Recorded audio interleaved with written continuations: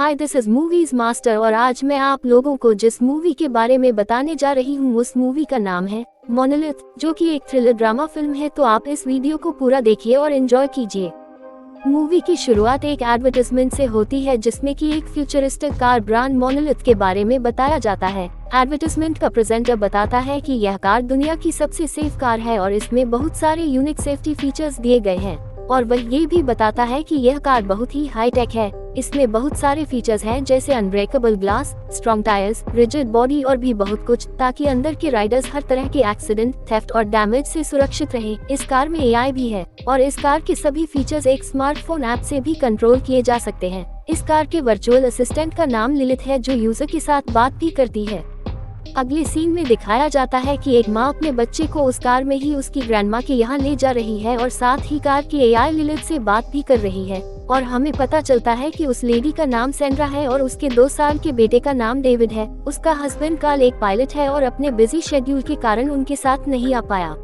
Car इतना advanced है कि वह अपने पैसेंजर्स का वेट भी डिटेक्ट कर सकता है। बाद में कार्ल उन्हें कॉल करता है और बताता है कि वह अपने ड्यूटी के बाद अभी सेंट्रल एयरपोर्ट में है और वह उन्हें बहुत मिस भी कर रहा है। तभी कार्ल के डोर पर कोई नॉक करता है तो कार्ल उन्हें गुड बाय कहता है और कॉल एंड कर देता है। फिर जब डेविड परेशान हो रहा था तो सैंड्रा उसे अपना स्मार्टफोन खेलने को देती है ताकि वह शांत हो जाए। कुछ देर बाद सैंड्रा रोड के साइड में एक पेट्रोल स्टेशन के पास अपनी कार रोकती है। उसके बाद वह डेविड को एक वॉशरूम ले जाती है और वहां उसका डायपर चेंज करती है और बगल में ही कुछ लड़कियां हंस रही होती हैं। वहां एक सुपरमार्केट भी होता है तो सैंड्रा डेविड के लिए वहां से कुछ स्नैक्स ले लेती है। फिर जब सैंड्रा काउंटर के पास पेमेंट कर रही होती है तो वह देखती है कि कोई उसके कार को खोलने की कोशिश कर रहा है, लेकिन वह परेशान नहीं होती है बल्कि वह अपना स्मार्टफोन निकालती है और कार की ऐप से कार को लॉक कर देती है। ये सब करते करते उसका ध्यान डेविड से हट जाता है और डेविड खो जाता है। और जब उसे एहसास होता है कि डेविड खो गया है तो वह चिल्लाने लगती है और अपने बेटे को सब तरफ ढूंढने लगती है। फिर वह बाहर भी जाकर उसे ढूंढने लगती है और एक अनजान आदमी को तक आवाज लगा लेती है, यह सोचकर कि डेविड उसके साथ है। फिर वह बहुत ही डरने लगती है, लेकिन तभी डेविड उसे उन लड़कियों के पास मिलता है जो उन्हें वॉशरूम में मिले थे। सैंड्रा तुरंत डेविड को कार के अंदर डालती है और वॉल्ट मोड फीचर ऑन कर देती है, जिससे बाहर से कोई कार को नुकसान नहीं पहुंचा सकता। फिर वह चैन की सांस लेती है और वहां से निकल जाती है। वहां से निकलने के बाद अब उसे अपनी मां के पास पहुंचने के लिए बहुत लंबा रास्ता तय करना होता है। लंबे रास्ते के कारण वह बोर हो जाती है, इसलिए वह अपने चाइल्डहुड फ्रेंड जैसे को कॉल लगाती है उससे बात करने के लिए। जैसे कॉल रिसीव करती है और उसे बताती है कि वह अभी सेंट्रल एयरपोर्ट के पास एक होटल में रुकी है और उसे वह ये भी बताती है कि वो वहाँ कार्ल के साथ है। सैंड्रा यह बात जानकर कि उसके दोस्त का अफेयर उसके हस्बैंड के साथ चल रहा है, वह बहुत ही फ्रस्ट्रेट हो जाती है। इसलिए वह अपनी मदर इन लॉ के घर के एंट्रेंस पहुंचने के बावजूद भी उनके घर के अंदर नहीं घुसती। फिर वह बार बार कार्ल को कॉल लगाती है, लेकिन कार्ल कॉल नहीं उठाता और बिजी होने का नाटक करता है। उसके झूठ से परेशान होकर सैंड्रा डिसाइड करती है कि वह खुद लॉस एंजलिस सेंट्रल एयरपोर्ट जाकर कार्ल को ढूंढेगी। उसके रास्ते में एक बोर्ड देखकर पता चलता है कि लॉस एंजलिस तक का डिस्टेंस 320 माइल्स है। कुछ देर बाद कार की एआई लिलिथ बताती है कि हाईवे में एक सीरियस एक्सीडेंट हो गया है, जिस वजह से हाईवे के रास्ते में ज्यादा टाइम लगेगा, और उसे एक बाईपास रोड के बारे में बताती है जिससे उनका बहुत टाइम बच जाएगा। लेकिन एआई ये भी बताती है कि वो रूट डिजर्टेड है और उस रूट में कोई आना जाना नहीं करता है। लेकिन सैंड्रा, जो कि डिसाइड कर ली थी कि उसे किसी भी हालत में कार्ल के पास पहुंचना है, इसलिए वह दूसरे रूट में कार ले जाती है। बाद में जब अंधेरा हो रहा होता है तो सैंड्रा को कार चलाने में दिक्कत होने लगती है और रास्ते में फॉग भी बढ़ने लगता है। इस वजह से रोड का क्लियर व्यू नहीं मिल पा रहा था। उस रास्ते में उसे कोई भी इंसान या कोई भी गाड़ी नहीं मिलता, बस उसे एक इलेक्ट्रिकल सबस्टेशन दिखता है, लेकिन वह वहां नहीं रुकती और आगे बढ़ती रहती है। वह रास्ता इतना डिजर्टेड होता है कि वहां सिर्फ कुछ जंगली जानवर दिखते हैं। अचानक सैंड्रा का ध्यान भटकता है और वह एक डियर पर कार को क्रैश कर देती है, जो कि रोड क्रॉस करने की कोशिश कर रहा था। उस कलिजन के कारण डेविड रोने लगता है और हमेशा की तरह सैंड्रा उसे शांत करने के लिए उसे अपना स्मार्टफोन दे देती है। फिर वह तुरंत कार से बाहर निकलती है उस डेयर को देखने के लिए, जो लगभग मर चुका होता है। डेयर कार के फ्रंट पार्ट के नीचे अटक गया होता है, जिस वजह से कार आगे नहीं बढ़ पाता। और जब सैंड्रा उसे हटाने का तरीका सोच रही होती है तो वह यह भूल जाती है कि उसने डेविड को कार में अकेला छोड़ दिया है। और उस वक्त डेविड स्मार्टफोन को पकड़े होता है और गलती से कार के एआई ऐप को खोल देता है और उस पर अपनी उंगलियां फेर देता है। और सैंड्रा को यह बात पता भी नहीं होता। फिर कार का वॉल्ट फीचर एक्टिवेट हो जाता है, जिस वजह से कार बाहर के डेंजर्स से पूरी तरह प्रोटेक्टेड हो जाता है और कार के बाहर से कोई कार को डैमेज नहीं कर सकता। फिर जब सैंड्रा को इसका एहसास होता है तो वह दरवाजा खोलने की पूरी कोशिश करती है, लेकिन तब तक बहुत देर हो गई होती है। सैंड्रा बाहर से ही डेविड को वॉल्ट फीचर ऑफ कराने की कोशिश करती है लेकिन उस 2 साल के छोटे बच्चे को कुछ भी समझ नहीं आता और वह मुस्कुराता है और फोन खेलने लगता है। फिर बाद में सैंड्रा पैनिक होकर उस बच्चे पर चिल्लाने लगती है, जिस वजह से स्मार्टफोन उसके हाथ से सीट के नीचे गिर जाता है। फिर सैंड्रा समझ जाती है कि मोनोलिथ के फीचर्स केवल एडवर्टाइजमेंट के लिए नहीं है, वे रियलिटी में भी परफॉर्म करते हैं। फिर जब सैंड्रा कार के ग्लास को तोड़ने की कोशिश करती है तब उस पर कोई स्क्रैच भी नहीं आता। फिर जब उसका कोई भी मेहनत काम नहीं आता तो वह कोई दूसरा रास्ता सोचती है। फिर वह इलेक्ट्रिकल सबस्टेशन की तरफ जाने लगती है जो उसने रास्ते में देखा था। फिर कुछ देर चलने के बाद वो स्टेशन पहुंच जाती है और फेंस के ऊपर से कूदकर अंदर पहुंच जाती है। फिर वो मदद के लिए चिल्लाने लगती है, लेकिन उसे वहां से कोई रिस्पांस नहीं मिलता और इस वक्त उस स्टेशन में कोई भी वर्कर मौजूद नहीं होता है। उसके बाद सैंड्रा एक रूम में चली जाती है जहां से उसे कुछ नेसेसरी आइटम्स मिलते हैं। उसमें से वह एक फ्लैशलाइट और एक बड़ा सा रेंच कार के ग्लास को तोड़ने के लिए उठा लेती है। फिर जैसे ही वो सब स्टेशन से बाहर निकलती है वह देखती है कि एक जंगली जानवर उसके पीछे आ रहा है। वह तुरंत दौड़कर कार के पास जाती है। फिर एक कायोटी उस पर हमला करने लगता है तो वह कार की छत के ऊपर चढ़ जाती है।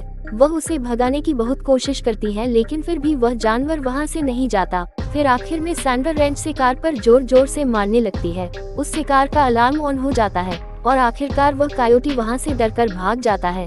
इन सब के बाद वह डेविड को शांत कराती है, जिससे डेविड सो जाता है और उसे भी कुछ पलों के लिए राहत मिलता है। फिर वह सोचने लगती है और वो बहुत थक गई होती है, इसलिए वह कार के बोनट में ही सो जाती है।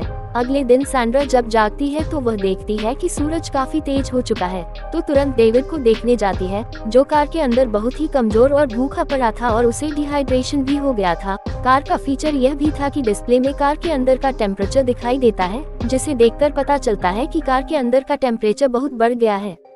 वहाँ का कंडीशन सैंड्रा के लिए बहुत ही बुरा साबित हो रहा था, क्योंकि वे लोग किसी भी इंसान से बहुत दूर थे। इसलिए सैंड्रा मदद मांगने के लिए रास्ते में निकल जाती है। वह बहुत ही डिहाइड्रेटेड हो गई होती है, लेकिन फिर भी वह चलते जाती है। उसे पता होता है कि डेविड को उस कार में छोड़ना ठीक नहीं है, क्योंकि उस कार का टेम्परेचर बढ़ता जा रहा है, लेकिन फिर भी उसके पास कोई और चारा नहीं होता है, इसलिए वह मदद की तलाश में चलती जाती है। फॉर्चुनेटली आगे में उसे एक नदी मिलता है, जिससे वह पानी पी लेती है और खुद को भी साफ कर लेती है। फिर उसके बाद उसे अच्छा महसूस होता है और वह अपना जर्नी कंटिन्यू करती है। रास्ते में उसे बहुत परेशानियां होती है, फिर भी वह चलती जाती है। फिर बहुत देर चलने के बाद उसे एक पुराना एयरफील्ड दिखता है और उस पर एक जेट भी होता है। दूसरी तरफ कार के अंदर का टेम्परेचर बढ़ता जा रहा है, इसलिए कार की AI emergency cooling system activate कर देती है। उस एयरफील्ड पहुंचने के बाद सैंड्रा उसके अंदर जाती है और उसे वहां बहुत सारे ड्रिंक्स मिलते हैं। कुछ पेट्रोल के कैंस मिलते हैं और कुछ एयरप्लेन के टायर्स मिलते हैं। वह उन ड्रिंक्स को पी लेती है और सभी आइटम्स को जमा कर लेती है। उसके बाद सैंड्रा टायर्स पर पेट्रोल छिड़ककर उन्हें जला देती है, इस उम्मीद में कि कोई उसकी स्मोक को देखकर उनकी मदद करने आएंगे। उसके बाद वह उन कैंस को नदी के पानी से भर लेती है। फिर धीरे धीरे सैंड्रा कार की तरफ बढ़ने लगती है।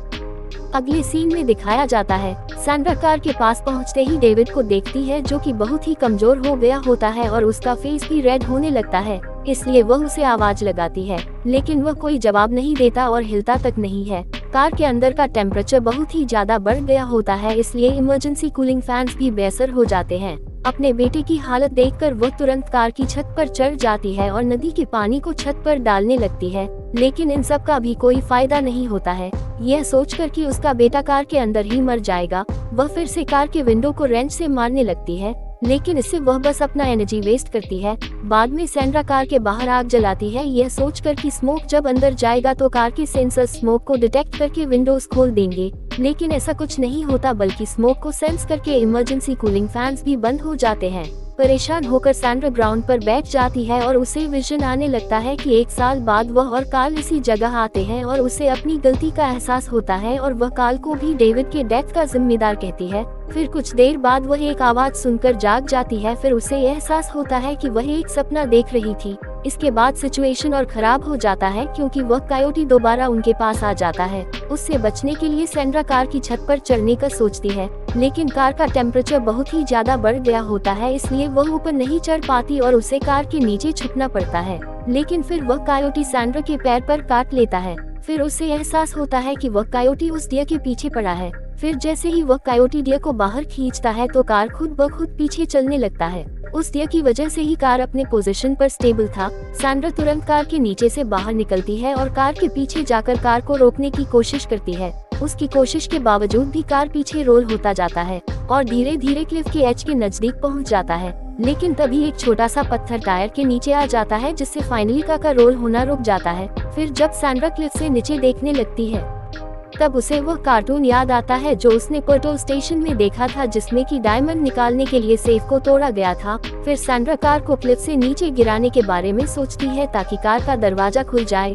सैंड्रा को यह पता है कि यह बहुत डेंजरस डिसीजन है, लेकिन उसके पास और कोई चॉइस नहीं है, इसलिए वह अपना डिसीजन नहीं बदलती है और रेंच निकालकर उस पत्थर को तोड़ने लगती है जो कार के टायर के नीचे था। फिर उस पत्थर को तोड़ने के बाद सैंड्रा जानबूझकर उस कार में डेविड के होने के बावजूद भी कार को क्लिफ से नीचे धक्का दे देती है। फिर कार के अंदर की एआई फंक्शन करने लगती है और उसे एहसास होता है कि कार ऊंचाई से नीचे गिर रहा है, तो वह खुद ब खुद कार के वेट को बैलेंस करने लगती है ताकि कार को डैमेज ना हो और कार सीधा लैंड करे ताकि अंदर के पैसेंजर्स को भी कोई नुकसान ना पहुंचे। और साथ ही एआई कार के वॉल्ट मोड को भी डीएक्टिवेट कर देती है ताकि एक्सीडेंट के टाइम रेस्क्यूअर्स पैसेंजर्स को आकर बचा ले। फिर जैसे ही कार ग्राउंड से टकराता है उसके डोर्स अनलॉक हो जाते हैं। फिर सैंड्रा तुरंत क्लिफ से नीचे उतरती है और कार की तरफ बढ़ने लगती है। इतनी ऊंचाई से गिरने के बावजूद भी कार डैमेज नहीं होता है और कार को देखकर ऐसा लगता है कि किसी ने कार को वहां पार्क किया है। फिर कार के डोर को अनलॉक देखकर सैंड्रा तुरंत डेविड को कार से बाहर निकालती है और उसके कपड़े उतारती है ताकि उसका बॉडी ठंडा हो सके। डेविड की हेल्थ कंडीशन को देखकर सैंड्रा तुरंत वहां से निकलने का डिसीजन लेती है। फिर जैसे ही सैंड्रा कार को ड्राइव करने वाली होती है उससे पहले पूरा सिस्टम रीस्टार्ट हो जाता है और लिलिथ की हेल्प से सैंड्रा कार को एक्सट्रीम ऑफ रोड पर सेट कर देती है। फिर कार को क्लिफ के ऊपर चढ़ाने लगती है और कार बहुत ही मजबूत मटेरियल का बना होता है और आसानी से क्लिफ के ऊपर चढ़ जाता है। फिर उसके बाद सैंड्रा रोड तक पहुंच जाती है और उस पर आगे बढ़ने लगती है और हॉस्पिटल की ओर जाने लगती है। फिर मूवी के आखिरी सीन में दिखाया जाता है कि सैंड्रा और डेविड हॉस्पिटल पहुंच जाते हैं। हॉस्पिटल में डेविड को सैंड्रा के बगल वाले बेड पर रखा जाता है और उसके इलाज के लिए उस पर ट्यूब्स लगाया जाता है। सैंड्रा उसकी हालत देखकर रोने लगती है, लेकिन तभी डेविड अपनी आंखें खोलता है और पहली बार उसे मॉमी कहता है। उसकी आवाज सुनकर सैंड्रा को अच्छा लगता है और वो खुश हो जाती है और इसी के साथ मूवी खत्म हो जाता है। अगर वीडियो पसंद आया हो तो लाइक कर दीजिए और चैनल पर नए हैं तो सब्सक्राइब भी कर दीजिए। Thanks for watching.